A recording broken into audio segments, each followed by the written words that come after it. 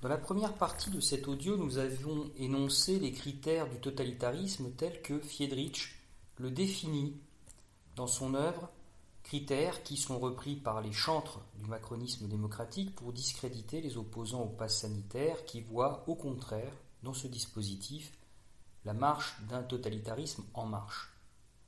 Rappelons les critères de Friedrich et comparons avec la situation en France depuis les états d'urgence successifs et l'instauration du pass sanitaire en particulier. Le totalitarisme, nous dit Friedrich, se définit par, premièrement, une idéologie officielle embrassant la totalité de la vie, deuxièmement, un parti unique de masse mettant en œuvre cette idéologie et soumis à la volonté d'un seul homme, le dictateur, troisièmement, un contrôle policier terroriste au moyen d'une police secrète, quatrièmement, un pouvoir monopolisant les moyens de communication de masse, cinquièmement, un pouvoir monopolisant les instruments de violence. Enfin, sixièmement, un pouvoir contrôlant les organisations et en particulier les structures économiques afin de mettre en œuvre une planification et un contrôle centralisé de l'économie. Même en s'en tenant à ces critères formels, dont nous avions dit qu'ils ne rendaient pas assez compte de la dynamique profonde d'une société, critères auxquels se rapportent ceux considérant le pass sanitaire comme une grande avancée démocratique que le monde nous envie, on note à quel point la dérive autoritaire de l'État en France est flagrante. Critère numéro 1.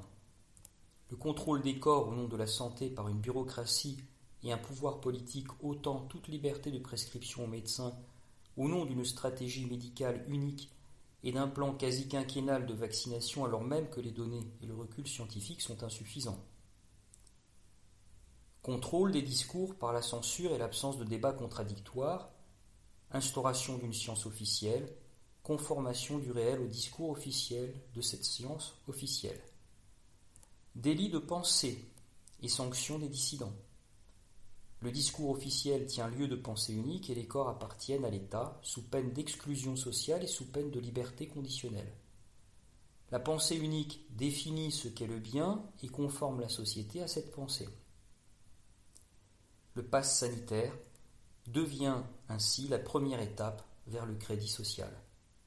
Tout dissident est d'ailleurs considéré comme un asocial. La volonté, par chien de garde interposé, tels les GAFAM, la presse dite plurielle et libre, les réseaux sociaux, les médecins de plateau aux liens d'intérêt plus que douteux, la volonté de casser donc psychologiquement et socialement les opposants en dit long sur une stratégie non seulement de communication, mais de discrédit social assumé, qui est le signe d'une dérive de l'état de droit. On remarque d'ailleurs que les éléments de langage ainsi que la stratégie de communication sont étrangement synchronisés, par exemple aux États-Unis et en France, pour pousser la population à la vaccination de masse. Critère numéro 2, l'absorption de la pluralité de la vie politique dans un parti unique qui intègre la droite, la gauche, le centre droit et gauche, dans une sorte de parti de coalition d'intérêts. Ceci explique d'ailleurs pourquoi l'opposition et les différents contre-pouvoirs ne fonctionnent plus en France. Le parti du « en même temps », c'est le parti du rassemblement qui consiste à annuler les différences de vision dans une sorte de parti unique d'une élite coupée du peuple, c'est-à-dire d'une oligarchie. À cela s'ajoute un simulacre de jeu démocratique à l'Assemblée nationale où des députés godillots votent comme un seul homme pour faire corps contre l'adversité au nom de l'unité nationale mise à mal par la guerre que nous livre un virus. Le champ lexical guerrier est d'ailleurs une excellente trouvaille pour à la fois souder les oppositions tout en les muselant sous peine de faire figure de traître à la nation. Le virus passe alors d'une entité biologique à une entité sociologique. Il devient un ennemi. La personnification du virus participe de la nécessité vitale, pour tout régime en voie de radicalisation, de s'inventer un ennemi contre lequel souder le corps social. Du même coup, celui qui résiste à cette mise au pas de la société devient de fait un traître tirant dans le dos de ses concitoyens. La fabrique d'un ennemi va de pair avec la fabrique du traître. Dans le même registre, la création d'un conseil de défense sans autre légitimité légale que l'urgence décrétée de la situation permet de ne rendre aucun compte des décisions prises et ressemble au mieux à un triumvirat romain, au pire au gouvernement d'un homme seul dans sa tour d'ivoire. On remarque d'ailleurs la forte personnalisation du pouvoir, puisque Macron c'est En Marche, et En Marche c'est Macron, jusque dans le sigle du parti qui reprend les initiales de l'homme politique. D'ailleurs, c'est même toute la société qui à la fois marche au pas, est en marche forcée vers un destin de plus en plus sombre, où pour assurer sa survie, le régime devra se trouver en permanence des boucs émissaires successifs pour justifier de plus en plus violemment ses errements. Critère numéro 3, un contrôle policier de plus en plus invasif pour soutenir des mesures de plus en plus absurdes. Un contrôle et un pouvoir bureaucratique incohérent, tyrannique, mais omniprésent, qui sème la terreur. Critère numéro 4, des médias mainstream devenus les chiens de garde de la parole gouvernementale, une sorte de Pravda se nourrissant des seules dépêches AFP et renonçant au journalisme d'investigation, des traqueurs de fausses vérités au nom d'une sorte de ministère de la vérité, justifiant la censure ou la cabale, des chasseurs de primes de l'information qui qualifient de fake news toute information contradictoire avec l'aide des GAFAM, devenue la milice privée de la censure d'État au profit de la pensée officielle d'État. L'État aura ainsi réussi ce tour de force à faire des GAFAM ses prestataires de services d'une censure d'État.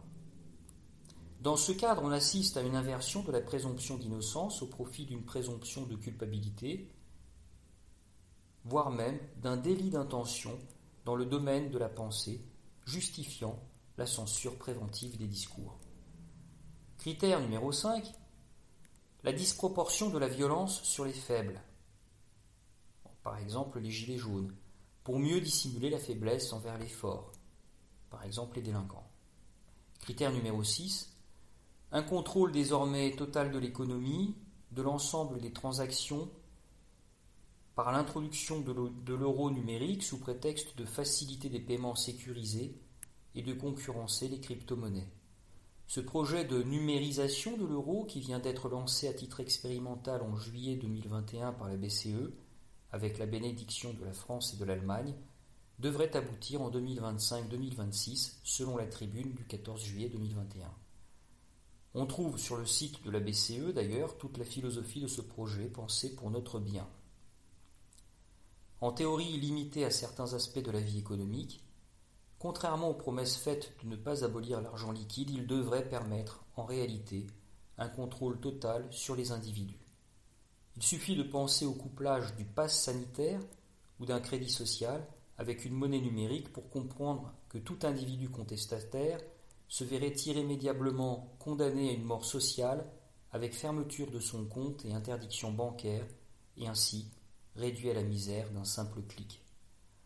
Dystopie, diront certains, lubie complotiste, diront d'autres, et pourtant ce 15 septembre, que j'espère l'histoire retiendra un jour d'infamie, des professionnels refusant la vaccination obligatoire viennent d'être suspendus de leurs fonctions en attendant un licenciement imminent. Nul doute que ce passage à l'acte historique crée un précédent dans le contrôle social dont l'euro numérique est la prochaine étape. Enfin, dernier critère en guise de conclusion, l'idéologie remplace le réel, et quand le réel contredit l'idéologie, on change le réel en changeant les mots, en omettant les faits, en disqualifiant, en truquant, en mentant, en rusant. Ai-je dit que nous étions sous un régime totalitaire? Non, je note un certain glissement. Notons aussi que Friedrich prévoyait l'instauration d'un régime totalitaire aux États-Unis à l'horizon 2000. Sans doute aurait-il été intéressé par le pli que prend également l'Union européenne, en particulier la manière dont la France et l'Italie apparaissent comme le fer de lance d'une nouvelle conception de l'État en train de se concrétiser. Cette définition du totalitarisme ne convient pas? Très bien, parfait, alors changeons-en. Si l'on s'en tient à la définition du totalitarisme par l'historien anglais Edward Khaled Carr, ce n'est guère mieux.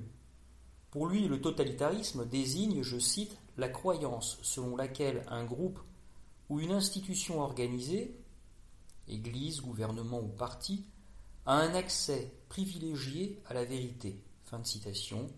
C'est tiré de son livre The Soviet Impact on the Western World, publié à New York par Macmillan en 1949, page 110. Le débat scientifique est clos, selon les mots mêmes de Macron. Biden, presque dans les mêmes termes et au même moment, affirme que sa patience face aux non-vaccinés a atteint sa limite.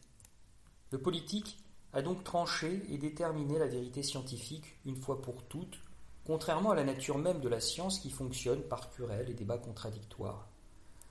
Le politique dit la science, imité d'ailleurs en cela par la science des plateaux télévisés, qui dit la politique, dans une sorte de consanguinité qui laisse augurer d'un changement de nature dans la conception de l'État et de la politique, un État hygiéniste se préoccupant de faire notre bonheur. De même qu'il existait une science soviétique, ou une vision scientifique du monde conforme à la religion catholique sous l'Inquisition, il existe une science macroniste dont ce dernier est l'épidémiologiste en chef selon les mots mêmes de l'inénarrable Blanquer. Une vérité quasi religieuse, officielle, offre désormais une seule vision des rapports sociaux, de l'organisation de la société, du réel et du bien, instaurant une pensée unique qui transforme tout opposant en hérétique. Ai-je dit que nous étions sous un régime totalitaire ? Non, je note encore et toujours un certain glissement. Mais à force de glisser, on finit par tomber de haut.